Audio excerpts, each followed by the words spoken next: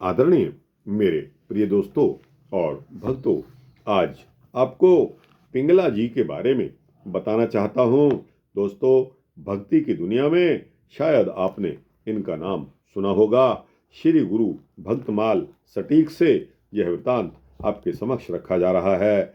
दोस्तों, साहब श्री गुरु ग्रंथ साहब में पन्ना नंबर 1124 पर यह पंक्ति आई है। अजामल पिंगला लुभतु कुंचर गए हरि के पास।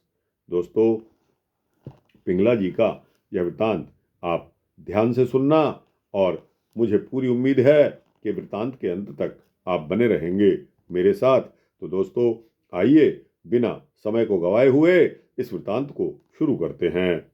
दोस्तों, जो पंक्ति मैंने आपके समक्ष पढ़ी, अजामल पिंगला लुभत कुंचरु गए हरि के पास, इसमें भक्त रविदास जी का कथन है कि अजामिल पिंगला और हाथी जैसे हरि परमात्मा के पास चले गए।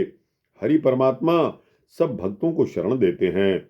जो उनका नाम जपता है, उनको सिमरता है, उनकी पूजा करता है, उनको याद करता है, प्रभु उसी को अपने चरणों में लगाते हैं। क्योंकि आत्मा और परमात्मा में माया की जुदाई है। माया भेद करके ही वह परमात्मा से बिछुड़ा होता है। जब माया का अंबार दूर हो जाता है तो ज्ञान आ जाता है और खुद ही आत्मा परमात्मा से घुल मिल जाती है। बाहर क्यों रहते हैं, जुदाई क्यों पैदा होती है? इसका उत्तर यही है कि उनको ज्ञान प्राप्त नहीं होता। ज्ञान क्यों नहीं होता? क्यों नहीं होता? क्यों? क्योंकि उसने गुरु धारण नहीं किया होता। अपने गुरु पर भरोसा न होने के कारण ऐसा होता है। सच्चे सतगुरु के बिना आल जंजाल माया के चमत्कारों में फंसे रहते हैं। विमुख के समक्ष रहते हैं। ऐसे पुरुषों का कभी कल्याण नहीं होता और वह विमुख होते हैं। उनका नेकी की तरफ ध्यान नहीं जाता। जब नेकी, सत्य, धर्म, कर्म, भक्ति की ओर ध्यान नहीं जाता और वह ईश्वर का भय नहीं रखते, तब कैसे उनका कल्याण हो सकता है? कभी नहीं होता, चाहे वह कहीं भी घूमते रहें। इसमें भाई गुरदास जी ने लिखा है, गंगा जमन गोदावरी कुल खेत सिधारे, मथुरा माया अयोध्या काशी केदारे, गया पिराग सरस्वती गौतमी द्वारे, जप तप संयम होम जग सब देव जुहारे, अखी प्रणय जे भवै तिहु लोय मझारे, मूल न उतरे हत्या बेमुख गुरुद्वारे। भाई गुरदास जी की यह पंक्ति है, जब तक आत्मा पवित्र न हो, जब तक धर्म कर्म पूजा पाठ और तीर्थ पर जाना लाभदायक नहीं होता। गुरु की शरण में जाएं। पिंगला की कथा आती है। वह एक वैश्या थी। पिंगला कौन थी? एक वैश्या थी। दिन रात कुकर्म करती थी और उसी तरह जीवन उसका चल रहा था। जिस तरह भाई गुरदास जी ने लिखा है, नारि भतारहु बाहरी सुज सेज न चढ़िए, पुत न मन्ने मापियां कम जाति वड़िए। एक बार फिर सुनिए, नारि भतारहु बाहरी सुख सेज न चढ़िए, पुत न मन्ने मापियां कम जाति वड़िए। पिंगला भरी जवानी में थी, परंतु एक पति के बिना वह कभी सुख की सेज पर नहीं सोई।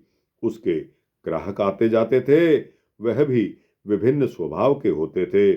कोई शराबी होता था, कोई भंगेड़ी और कोई नशेड़ी, परंतु उसने तो सभी का स्वागत करना था। ऐसी दशा में धर्मप्रिय राजा जनक की नगरी में रहती थी। जब वह बाहर जाती थी तो गृहस्थ औरतें उसकी तरफ घूर घूर कर देखती थी। वह सदा उनसे घृणा करती थी। उसके पास अत्यंत धन होने के बावजूद भी समाज और धार्मिक स्थलों पर उसका सम्मान नहीं होता था। उसको एक अछूत और एक कोढ़ गिना जाता था, लेकिन मंदकर्मी पुरुष उसको अपनी आंखों की पलकों पर बैठाते थे। दोस्तों, एक समय बाहर घूमने निकली।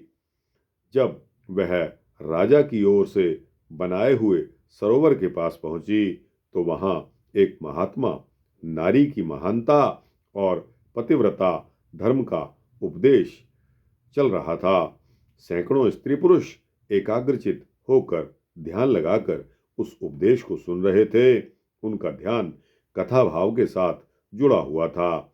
महात्मा उपदेश कर रहे थे कि नारी का धर्म अपने पति की सेवा करना है, वह भी एकाग्रचित होकर, और घर गृहस्थी को चलाना, क्योंकि घर गृहस्थी और नारी जगत उत्पत्ति का ही मूल है। नारी की सृजना इसलिए की गई है, लेकिन यदि नारी एक पति की सेवा नहीं करती, एक के भरोसे पर नहीं रहती, यदि नारी एक पति की सेवा नहीं करती, एक के भरोसे पर नहीं रहती और पराये पुरुष के पीछे भटकती फिरती है, तो वह नारी नहीं एक डायन बन जाती है। इसलिए नारी को पतिव्रता ही रहना चाहिए।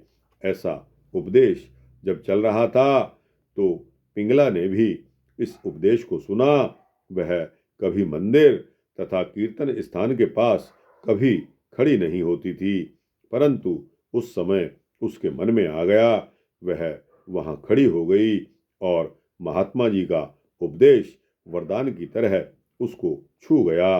वह खड़ी रही। उसके आगे उसके गांव जब वह खड़ी रही, उसके पांव नहीं चल रहे थे। उसको ऐसा महसूस हुआ कि सच्ची बातों का उपदेश उसको दिया जा रहा है। वह उस उपदेश को सुन रही थी।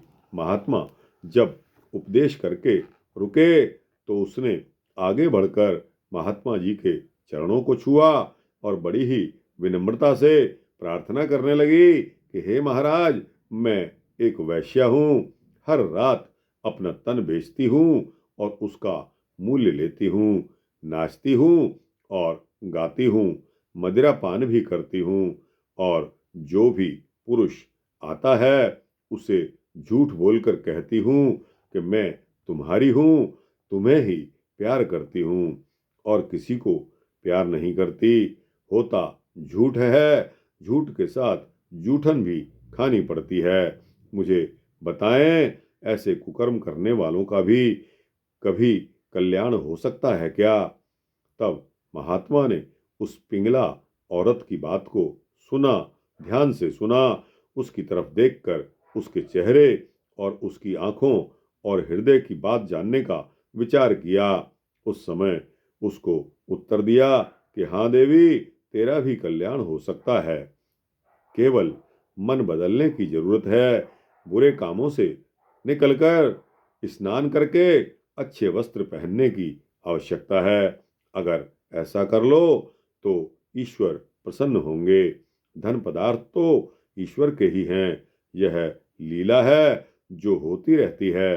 हर एक जीव आत्मा अमलों के कारण ही तो पवित्र है। वह जैसे वातावरण से निकलती है वैसा ही रंग ले लेती है, और कोई बात नहीं होती। तब पिंगला नारी पूछती है कि कीचड़ में से कैसे निकलूं, मैं तो दलदल में फंसी हुई हूँ। महात्मा जी कहते हैं, आप यत्न करने की आवश्यकता है। अपने मन पर काबू पा सको तो ही यह काम संभव है। पिंगला कहती है कि जैसे आप बताएंगे मैं वैसा ही करूंगी। आपको मैं गुरु धारण करती हूँ, आप मुझे आज्ञा करें। यह कहकर पिंगला ने महात्मा जी के चरणों को पकड़ लिया। महात्मा जी ने उसकी पसीजी आत्मा की तरफ देखकर कहा कि हे देवी, एक प्रण करो तो तुम्हारा कल्याण हो सकता है। पिंगला बोली कि आज्ञा करें महाराज। महात्मा जी कहते हैं कि वचन का पालन करोगी तभी बताऊं। तब पिंगला कहती है कि महाराज, जीवन भर आपकी आज्ञा का पालन करूंगी, मेरा मन आज गवाही दे रहा है। महात्मा जी कहते हैं कि देख, तेरे जीवन का वातावरण ऐसा है, गृहस्थ धर्म ग्रहण कर, एक पति की पूजा कर, पति प्यार और श्रद्धा से तेरा कल्याण हो जाएगा। पिंगला कहती है कि पति मेरा कोई नहीं, विवाह मेरे साथ कौन करेगा, मैं कैसे तपस्या करूंगी। महात्मा जी ने कहा कि जो पुरुष तुम्हारे पास पहले आए उसे पति मान लेना और उसकी सेवा करती रहना, अन्य किसी के पास अपना तन भेंट मत करना, उसी से तुम्हारी मुक्ति हो जाएगी। तब पिंगला कहती है कि आपने मुझे ज्ञान दिया है, आप मेरे गुरु बने हैं, क्या मैं अपनी सारी दौलत आपको अर्पित कर सकती हूँ? सारी दौलत मेरे किस काम की? तब महात्मा जी ने कहा, जो कुछ भी तेरे पास है वह अपने ही पास रखो, धन और पूंजी सभी अपने पास रखो, जाओ तुम्हारा कल्याण होगा। इस तरह उपदेश देकर पिंगला महात्मा जी के यहाँ से अपने घर आ गई। इस तरह उपदेश लेकर, कृपया इसे फिर से सुन लें, महात्मा जी से उपदेश लेकर पिंगला अपने घर पर आ गई। उसको ऐसा लगा जैसे उसका शरीर और दिल दिमाग हल्का हो गया हो। घर आई तो हर वस्तु उसको पराई पराई और नई नई लगने लगी। उस शाम को उसने स्नान किया, नए वस्त्र पहने और तैयार होकर बैठ गई। महात्मा की बात पर तो उसने अमल करना ही था। जो पुरुष पहले आएगा, जिसके साथ मेल हो, उसको अपना पति मान ले, उसके बगैर किसी और के नजदीक नहीं जाना। एक पुरुष आया, वह जवान था और घर से भी अच्छा था। उसके आने पर उसने घर के दरवाजे बंद कर लिए और कहा कि देखो प्रिय, मैंने फैसला कर लिया है, एक पुरुष के बगैर मैं अन्य किसी के निकट नहीं जाऊंगी। आप मेरा साथ देंगे तो मैं आपके साथ ही रहूंगी और आप मेरे, ऐसे ही आपने मेरे साथ करना होगा। यदि ऐसा हो जाए तो और क्या चाहिए, मैं तो आपका प्रेमी हूँ, जान देने को तैयार हूँ। उस पुरुष ने उत्तर दिया। इस बात को सुनकर पिंगला खुश हो गई। उसने अपना तन मन उस पुरुष के हवाले कर दिया। उसके पश्चात किसी अन्य पुरुष के पास वो नहीं गई। नाच गाना सब कुछ एक पुरुष के लिए हो गया। इस प्रकार कई साल बीत गए। लोग पिंगला की बैठक को भूल गए और वह एक अच्छी गृहिणी बन गई। उसकी रुचि बदल गई। उसने मदिरा पान भी छोड़ दिया। वह धर्म कर्म की तरफ बढ़ गई। प्यारा पति आता तो उसकी सेवा करती थी और उसका दिया खाती थी और किसी के हाथ का खाना जहर समझती थी। कहा जाता है कि इस तरह लगभग 12 साल बीत गए। वह एक पुरुष की दासी बनी रही। उसकी भक्ति को देखकर लोग हैरान हो गए। उसके प्रेमी ने विवाह नहीं किया और वह मर गया। फिर जो पुरुष पहले आता उसी को पति मानती, पर उसकी मूल मंशा पूरी नहीं हुई। एक दिन भगवान विष्णु ने उसकी परीक्षा लेकर उसका कल्याण करने के लिए मार्ग ढूंढा। उसका धर्म देखने और महात्मा के वचनों पर कितना चली है, परीक्षा लेने आए भगवान विष्णु। जब शाम हुई तो भगवान विष्णु एक वृद्ध ब्राह्मण का रूप धारण करके पिंगला की उसी बैठक पर आ गए। पिंगला ने उनका स्वागत किया, चरणों को धोया, हालचाल पूछा और बहुत ही आदर से बैठाया। पहले उनके चरण दबाए। जब उसके मन की इच्छा पूर्ण करने का विचार आया तो वो बीमार हो गया और उसको हैजा हो गया। टट्टियां आने लगी और दस्तों का रूप धारण करके हालत और भी अधिक बिगड़ गई। पिंगला सेवा करती रही, रात भर जरा भी आराम नहीं किया, परंतु माथे पर बल भी नहीं आया। एक पतिव्रता स्त्री की तरह खिले माथे सेवा करती रही।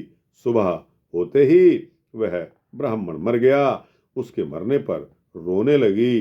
बाजार वाले बहुत हैरान हुए। किसी ने कुछ कहा, परंतु उसने कोई बात नहीं सुनी। उसने अपने पास से ब्राह्मण की चिता का प्रबंध किया, हाथ में सधौरा लेकर, साथ ही सती होने के लिए भी तैयार हो गई।